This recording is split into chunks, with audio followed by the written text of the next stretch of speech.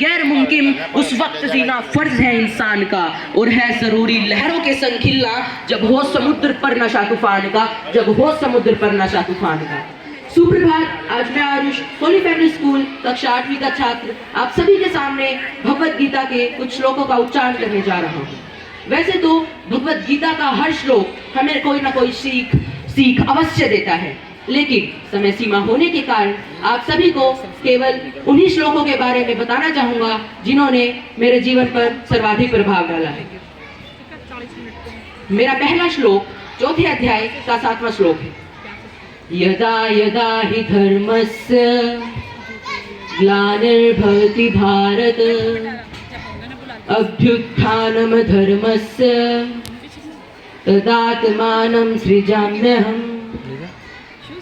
हे भारत, जब जब धर्म की हानि होती है और अधर्म बढ़ जाता है, तब तब मैं अर्थात श्री कृष्ण अपना रूप रचता हूँ और इस धरती पर प्रकट होता हूँ। दोस्तों, हर युग में आपको कोई ना कोई अवतार अवश्य मिलेगा जो धर्म की स्थापना के लिए जन्मा हो। मेरा दूसरा श्लोक 4थे अध्याय का 8वां श्लोक है।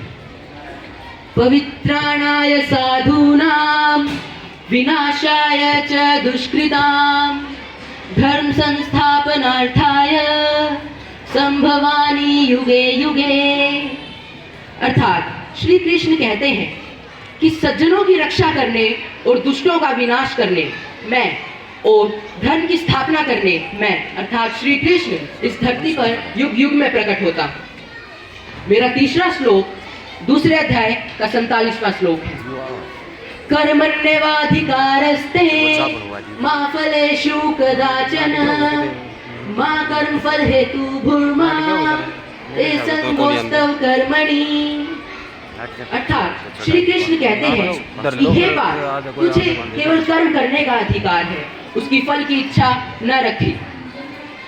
कर्म पूरे रूप से तभी संपन्न माना जाता है तब उसके पीछे फल की इच्छा न रखी जाए, और यह भी उचित नहीं है कि हम कर्म ही ना करें।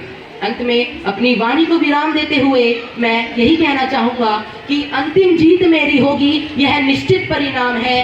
अंतिम जीत मेरी होगी, यह निश्चित परिणाम है। अरे उसको कौन हरा सकता है जिसके साथ स्वयं श्री कृष्ण भगवान है, जिसके साथ स्वयं श्री कृष्ण भगवान है। धन्यवाद।